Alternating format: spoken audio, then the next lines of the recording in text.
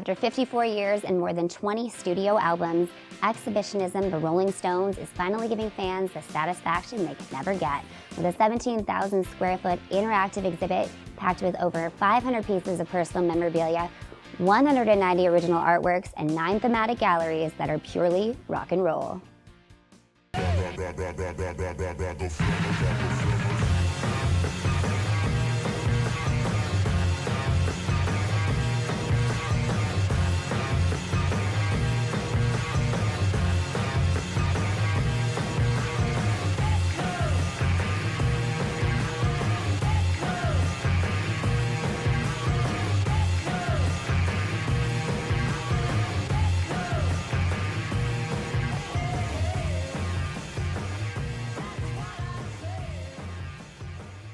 Now, this exhibit takes an interesting approach by organizing the flow thematically as opposed to chronologically. How did you settle on the 9 distinct themes that punctuate the experience?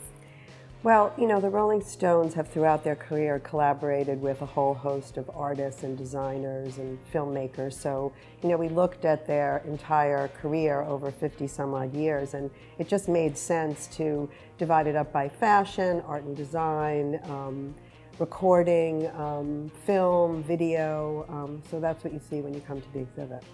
So you worked closely with the band to curate the exhibit in a way that echoed their vision.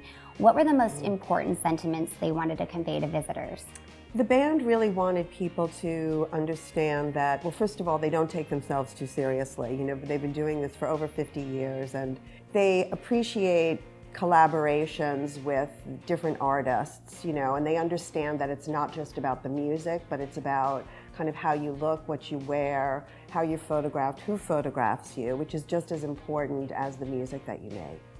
Now, the Stones are not only music legends, but they've come to represent an era, one that heavily influenced their music. How much are these cultural influences explored in the exhibit?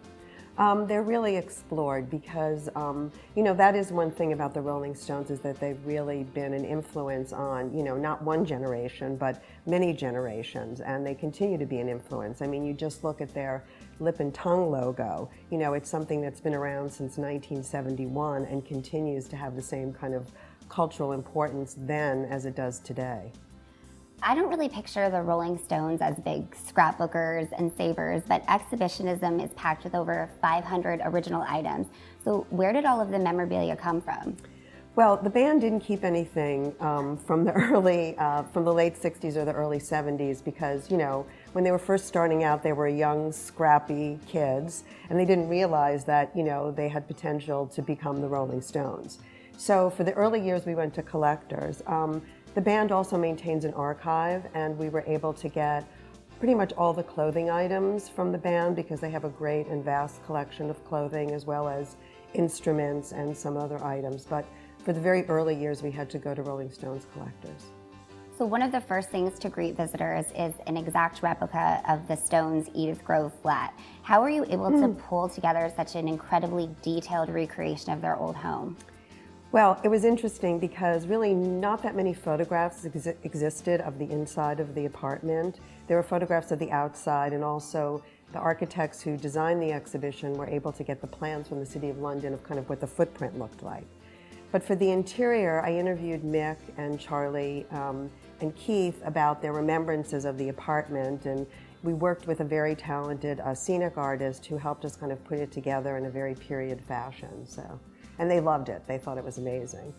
So style and the Stones are somewhat synonymous, so you can't really create an exhibit dedicated to the inventors of glam rock without profiling their iconic fashion.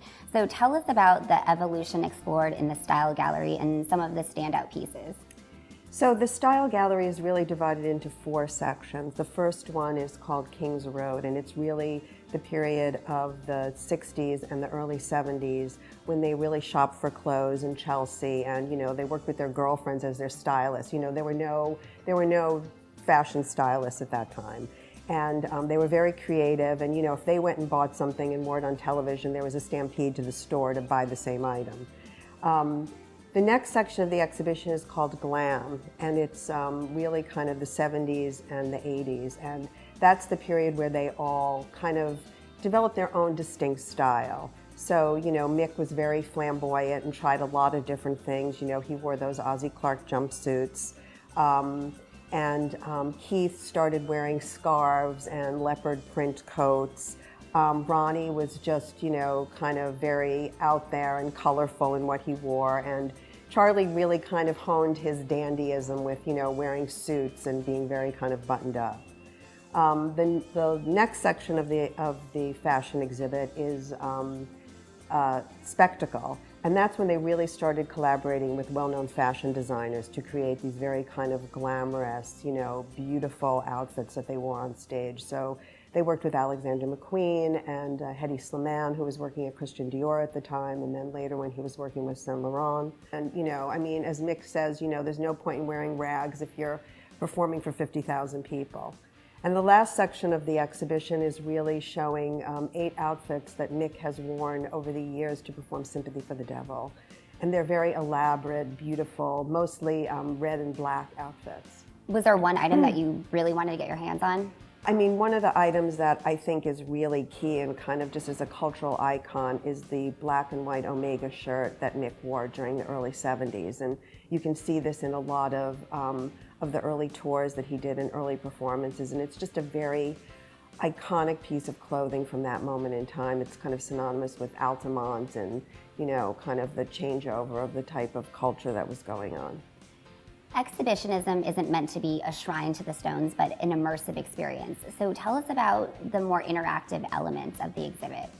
So one of the reasons that we decided to organize the exhibit thematically was we could create these immersive environments. So, you know, Edith Grove, while it's not interactive, you know, you kind of get a real sense of what the apartment was like. When you go to recording and you go to the studio, there's a touch screen where you can explore different conversations with some of their producers, with Keith. In the guitar gallery, music and lyrics, there you can mix your own song. So, you know, there are moments where you're able to kind of interact with the band, but, you know, again, the thematic structure allowed us to organize things in a way that really felt immersive. When you see people tour through the exhibit, is there one area that people are really wowed by? I think it really depends on your interest. You know, if you're interested in art and design, you know, people are really wowed by all the artwork that we have by famous artists who worked with the band. If you're interested in stage design, you know, there are sets that we have that we've recreated. If you're interested in fashion, I think people are really wowed by the fashion and also the guitars. I mean, we have really amazing guitars from Ronnie and Keith. So beyond the band members, you also collaborated with a number of artists, designers, and producers. So tell us about some of the contributors that helped round out the galleries. Sure. Well, in the fashion gallery, we actually worked with Anna Sui and John Varvatos and Tommy Hilfiger, who really kind of helped us understand the Stones' fashion in terms of contemporary culture.